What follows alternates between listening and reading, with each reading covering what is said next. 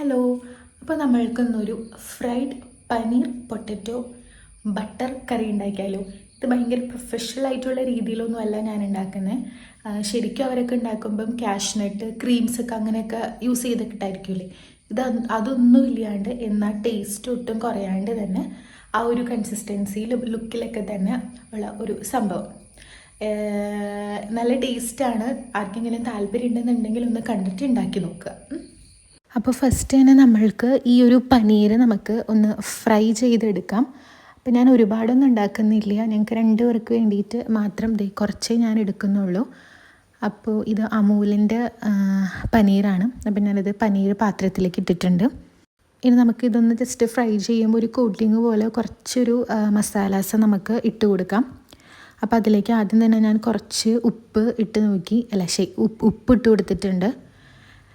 എനിക്ക് സത്യത്തിൽ പനീറിൽ ഉപ്പുണ്ടോ എന്ന് ഡൗട്ടായിട്ട് ഞാനൊന്ന് ടേസ്റ്റ് ചെയ്ത് നോക്കിയിട്ടാണ് ഉപ്പ് ഇട്ടതിട്ടാ.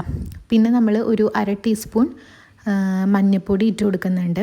പിന്നെ അതിലേക്ക് എരിവിനനുസരിച്ച്, ഇവിടെ എരിവ് നമ്മൾക്ക് കുറച്ച് മതി, അതുകൊണ്ട് ഒരു അര ഇട്ടിട്ടില്ല, അരേനേക്കാട്ടിലും കുറച്ചും കൂടെ കുറവ് മുളക് പൊടിയും കൂടെ ആഡ് ചെയ്തിട്ടുണ്ട്. നമ്മൾ പിന്നെ സവാളയ്ക്ക് ഇടുന്ന സമയത്ത് കുറച്ചും കൂടെ മസാല ഇടും.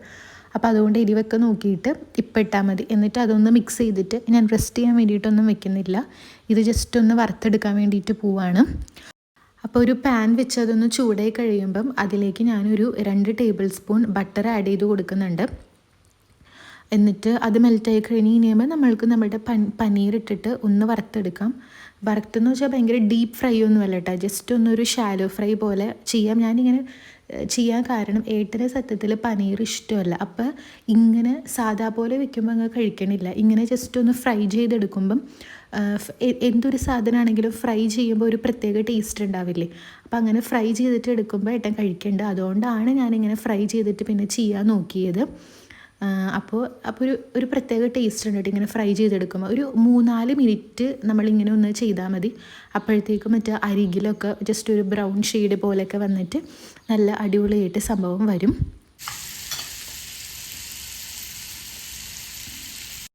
ഒരു 3-4 മിനിറ്റ് ഒന്ന് ആയി കഴിയുമ്പോഴത്തേക്കും ഇതൊന്ന് സെറ്റായിട്ടുണ്ടാവും. അപ്പം നമുക്ക് ഒരു പാത്രത്തിലേക്ക് മാറ്റി വയ്ക്കാം. പിന്നെ നമ്മൾ പൊട്ടറ്റോ ഇടുന്നുണ്ടല്ലോ, അപ്പം ഈ ഒരു പനീറിനൊന്നും അധികം വേവ് വേണ്ട, ഒരു 5 മിനിറ്റ് മതി. അപ്പോൾ അത്രയും സമയത്തിനുള്ളിൽ ഉരുളക്കിഴങ്ങ് വേവില്ല എന്നുള്ളത് കൊണ്ട് ഞാൻ ഉരുളക്കിഴങ്ങ് കട്ട് ചെയ്തിട്ട് കുറച്ച് ഉപ്പിട്ട് കുക്കറിൽ ഒരു വിസിൽ ഞാൻ കേൾപ്പിച്ചിട്ടുണ്ടായിരുന്നു. എന്നിട്ട് ഇത് മാത്രം എന്താ പറയുക വറുത്ത സെറ്റാവില്ലല്ലോ, അതുകൊണ്ട് ഞാൻ അതിൽ മസാല വെക്കുന്നില്ല. കാരണം ഇതിലും കൂടെ മസാല പുരട്ടി കഴിഞ്ഞ് ഇവിടെ എരിവ് കൂടുതലായിരിക്കും. അപ്പം അങ്ങനെ എരിവ് പ്രശ്നമില്ലാത്ത ആൾക്കാർക്ക് നമ്മൾ പനീറിൽ ചേർത്ത് കൊടുത്ത ആ ഒരു സെയിം മസാല തന്നെ ഉരുളക്കിഴങ്ങിലും പുരട്ടാം. ഇതിപ്പോൾ നമ്മൾ ആ ബട്ടറിലൊക്കെ ആ ഒരു മസാല കയറിയിരിക്കുന്നതുകൊണ്ട് നമ്മൾ ഉരുളക്കിഴങ്ങ് ആ ഒരു ബട്ടറിലേക്ക് ഇട്ടിട്ട് ഇങ്ങനെ ഫ്രൈ ചെയ്തെടുക്കുമ്പം അതിൻ്റെ പുറമേലേക്കും ആ കോട്ടിങ്ങൊക്കെ വന്നോളും. അപ്പോൾ ഉരുളക്കിഴങ്ങും ഒരു 3-4 മിനിറ്റ് അങ്ങനെ ഒന്ന് ആ ബട്ടറിൽ ഒന്ന് ഫ്രൈ ആക്കിയതിന് ശേഷം നമ്മൾ എടുത്ത് മാറ്റുക. എന്നിട്ട് ഇതിനെ നമ്മൾക്ക് വേറെ പ്രത്യേക പാനൊന്നും വേണ്ട കേട്ടോ. ഈ ഒരു സെയിം പാനിൽ തന്നെ നമ്മൾക്ക് ഈ ത്രൂ ഔട്ട് കറി മൊത്തം ഇതിനുള്ളിൽ നമുക്ക് ഉണ്ടാക്കിയെടുക്കാൻ വേണ്ടിയിട്ട് പറ്റും. അപ്പോൾ ഇനി അടുത്ത സ്റ്റെപ്പായിട്ട് നമ്മൾക്ക് ഇതിലേക്ക് നമ്മുടെ സവാള സമൂഹത്തിൻ്റെ മസാലാസും നമുക്കൊക്കെ ഉണ്ടാക്കണം. അപ്പം ഈ ഒരു സെയിം പാത്രത്തിലേക്ക് തന്നെ നമ്മൾക്ക് പിന്നെയും ബട്ടർ ചേർത്ത് കൊടുക്കാം. ഒരു 2 ടേബിൾ സ്പൂൺ ബട്ടർ പിന്നെയും നമ്മൾ അതിലേക്ക് ചേർത്ത് കൊടുക്കാം. അത് മെൽറ്റായതിന് ശേഷം നമുക്ക് മസാലയ്ക്കുള്ള മറ്റുള്ള സംഭവങ്ങളൊക്കെ ഇതിലേക്ക് ആഡ് ചെയ്ത് കൊടുക്കാം. പിന്നെ ഇതിലേക്ക് നമ്മൾ ഒരു സവാള, ഞാനൊരു ഇത്രയും ഉള്ളത് കൊണ്ട് ഒരു സവാള എടുത്തിട്ടുള്ളൂ. ആ ഒരു പാക്കറ്റ് മൊത്തം നമ്മൾ എടുക്കുകയാണെന്നുണ്ടെങ്കിൽ 2 സവാള 2 തക്കാളിയൊക്കെ ആയിരിക്കും നല്ലത്. അപ്പോൾ ഞാൻ ഒരു സവാള അതിലേക്ക് ഇട്ടിട്ടുണ്ട്. പിന്നെ അതൊന്ന് വഴണ്ടി വന്നു കഴിയുമ്പം നമ്മൾ അതിൻ്റെ ഉള്ളിലേക്ക് ഇഞ്ചി വെളുത്തുള്ളിയും കൂടെ ആഡ് ചെയ്യുന്നുണ്ട്. ഞാൻ വെളുത്തുള്ളി ഒന്നും ഇവിടെ കട്ട് ചെയ്തിട്ടില്ല, നമുക്കിത് ഗ്രൈൻഡ് ചെയ്തെടുക്കാനുള്ളതാണ്. അപ്പോൾ ഒരു ലൈറ്റ് ബ്രൗൺ ഷെയ്ഡ് ആവുന്ന വരെ വെയിറ്റ് ചെയ്യാം. അതൊന്ന് ഒന്നായി കഴിയുമ്പം അതിലേക്ക് നമ്മൾക്ക് ഒരു 1/2 ടേബിൾ സ്പൂൺ മഞ്ഞൾപ്പൊടി ആഡ് ചെയ്ത് കൊടുക്കുക. പിന്നെ 1/2 ടേബിൾ സ്പൂൺ മുളക് പൊടി ആഡ് ചെയ്ത് കൊടുക്കാം.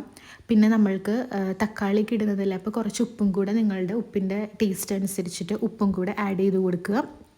എന്നിട്ട് നന്നായിട്ടൊന്ന് സംഭവം പിന്നെ ഞാൻ ഇതിലേക്ക് അതൊരു കുഞ്ഞ് സ്പൂണ് 1 ടീസ്പൂൺ മല്ലിപ്പൊടി ആഡ് ചെയ്യുന്നുണ്ട്. പിന്നെ ഒരു 1/2 ടേബിൾ സ്പൂൺ കറി മസാല കൂടെ ഞാൻ ആഡ് ചെയ്യുന്നുണ്ട്. ഇത് സത്യത്തിൽ ഈ കണക്കെന്നൊക്കെ പറഞ്ഞ് എൻ്റെ ഒരു ഇതാണ് കേട്ടോ. എനിക്ക് പ്രോപ്പറായിട്ട് അങ്ങനെ കണക്കൊന്നുമില്ല, പക്ഷേ സംഭവം നല്ല അടിപൊളിയായിട്ട് വരും. അപ്പോൾ ഒരു 1/2 ടേബിൾ സ്പൂൺ അല്ല 1 ടീസ്പൂൺ മല്ലിപ്പൊടിയും 1/2 ടേബിൾ സ്പൂൺ കറി മസാലയും കൂടെ ആഡ് ചെയ്തിട്ട് അത് നന്നായിട്ടൊന്ന് വഴറ്റി കൊടുക്കുക. ഒന്ന് വഴണ്ടി സെറ്റായി കഴിഞ്ഞ് ഇനിയുമ്പോൾ നമുക്ക് അടുത്ത സംഭവം ആഡ് ചെയ്ത് കൊടുക്കാം. പൊടിയൊക്കെ ഒന്ന് ഫ്രൈ ആയി കഴിയുമ്പോഴത്തേക്കും നമ്മൾ ഒരു പഴുത്ത തക്കാളി ചെറുതായിട്ട് അരിഞ്ഞത് ഞാൻ ആഡ് ചെയ്ത് കൊടുക്കുന്നുണ്ട്. പിന്നെ കുറച്ച് വെള്ളം ഒഴിച്ചിട്ട് നമുക്ക് നന്നായിട്ടൊന്ന് ഇത് വേവിച്ചെടുക്കാം. വെള്ളമൊക്കെ വറ്റി ആ ഒരു എണ്ണയൊക്കെ തെളിഞ്ഞ് കഴിയുമ്പം ഗ്യാസ് ഓഫ് ചെയ്യുക. എന്നിട്ട് ഇതൊന്ന് ആറാൻ വേണ്ടിയിട്ട് വെക്കണം. നമ്മൾക്ക് ഇത് നല്ല ഫൈൻ പേസ്റ്റായിട്ട് അരച്ചെടുക്കാൻ വേണ്ടിയിട്ടുള്ളതാണ്. അപ്പോൾ ഗ്യാസൊക്കെ ഓഫ് ചെയ്തിട്ടൊന്ന് ആറാൻ വേണ്ടിയിട്ട് വെക്കുക. പിന്നെ ആ ഒരു സെയിം പാത്രം തന്നെ നമ്മൾ അടുപ്പിലേക്ക് വെച്ചിട്ട് നമ്മൾ നല്ല ഫൈനായിട്ട് നമ്മൾ അരച്ച് വെച്ചിരിക്കുന്ന മറ്റേ സവാളയുടെയും തക്കാളിയുടെയും പേസ്റ്റ് ഇതിലേക്ക് ഒഴിച്ചു കൊടുക്കുക. ഇച്ചിരി വെള്ളമൊക്കെ ഒഴിച്ചിട്ട് വേണം ചെയ്യാൻ. കാരണം ഇതിൻ്റെ ഉള്ളിലേക്ക് നമ്മൾക്ക് പനീർ ഇട്ടിട്ട് ഒരു 5 മിനിറ്റ് വേവിക്കാനുണ്ട്. പനീർ നമ്മൾ ആ ഒരു 3 മിനിറ്റ് ഫ്രൈയും ചെയ്ത് ഒരു 5 മിനിറ്റ് ഇങ്ങനെയും കൂടെ വേവിച്ച് കഴിഞ്ഞാൽ പനീർ നല്ല അടിപൊളിയായിട്ട് വെന്ത് കിട്ടും, കറക്റ്റ് പാകത്തിന് കിട്ടും. അപ്പോൾ കുറച്ച് വെള്ളമൊക്കെ ഒഴിച്ചിട്ട് നമുക്ക് എന്താ പറയുക, അത്യാവശ്യം എത്രത്തോളം ചാറ് വേണം, എത്രത്തോളം കുറുകൽ വേണം എന്നുള്ളതിൻ്റെ ഇതിൽ നമ്മൾ വെള്ളം ആഡ് ചെയ്ത് കൊടുക്കുക. പിന്നെ ഈ മസാലയ്ക്ക് ഇപ്പോൾ നിങ്ങൾ ഉപ്പൊക്കെ നോക്കിയിട്ട് ഉപ്പും കൂടെ ഒന്ന് ആഡ് ചെയ്ത് കൊടുക്കുക.